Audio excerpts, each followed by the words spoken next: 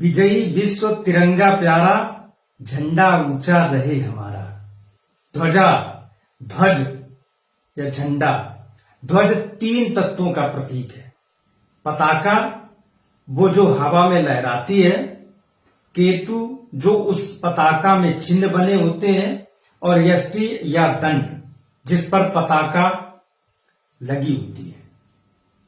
तो ध्वज, झंडा आदिकाल से, जब से भारत भूमि का अस्तित्व है, ध्वजा फहराई जाती रही है।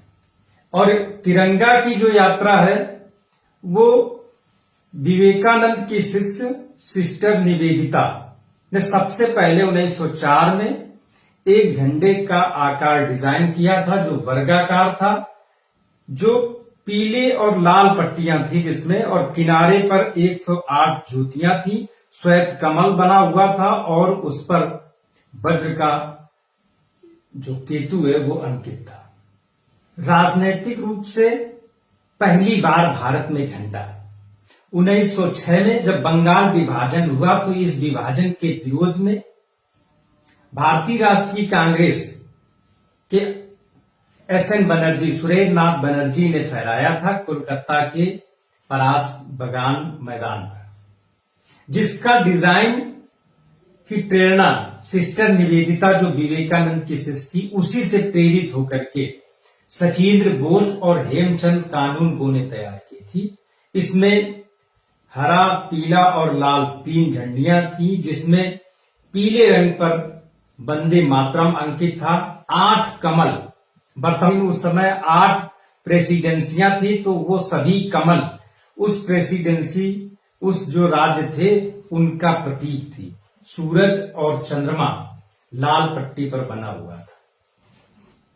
22 अगस्त 1907 को जर्मनी में मैडम भीखाजी कामा ने एक झंडा फहराया। ये झंडा भी तिरंगा था, जिसमें नारंगी, पीला और हरी पट्टी थी। 8 सितारे बने हुए थे जो नारंगी पट्टी पर थे, और पीली पट्टी पर बीच में लिखा था वंदे मातरम, और हरी पट्टी पर सूरज और चांद तारा बना हुआ था। इस झंडे को वीर सावरकर, श्यामजी कृष्ण वर्मा आदि लोगों ने फहराया। ये वर्लिंग कमेटी फ्लैग कहा गया। 1916 में बाल गंगाधर तिलक और श्रीमती एनी बेसेंट, इन लोगों ने होम रूल के लिए एक झंडा तैयार किया, जिसमें यूनियन जैक भी था। 5 लाल और 5 हरी पट्टियां थी, 7 सितारे थे और चांद तारा भी अंकित था। 1921 में जब कांग्रेस का अधिवेशन विजयवाड़ा में हुआ, तो वहां पर मद्रास प्रेसिडेंसी कॉलेज के प्रोफेसर पिंगली वेंकैया ने महात्मा गांधी को एक झंडा सौंपा।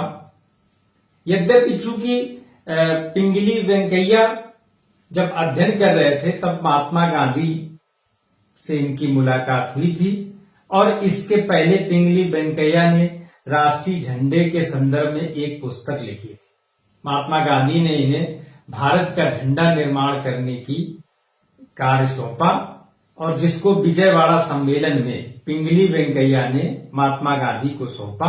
झंडे में 2 रंग थे, लाल और हरा। लाला हंसराज ने इस पर चरखे का चिन्ह अंकित करने का सुझाव दिया, और महात्मा गांधी ने सफेद पट्टी जोड़ने का सुझाव दिया। फिर एक बन गया झंडा तिरंगा, सफेद, हरा और लाल रंग था। 1931 में इंडियन नेशनल कांग्रेस, भारतीय राष्ट्रीय कांग्रेस ने एक नया झंडा, जिसमें 3 रंग थे, केसरिया, सफेद, हरा, और बीच में चरखा बना हुआ था।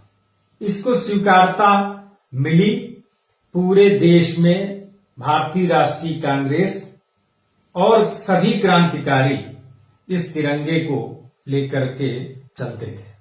1947 में राष्ट्रीय झंडे के निर्माण के लिए एक बार पुनः एक समिति बनी, और इस समिति ने जो भारतीय राष्ट्रीय कांग्रेस का जो झंडा था, केसरिया, सफेद और हरे रंग का, ये तीनों रंग को स्वीकार किया और इसमें चरखे की जगह अशोक धर्म चक्र का बीच में जो चक्र का निशान था उसको स्वीकार करके इस तिरंगे में उस चक्र को जोड़ दिया।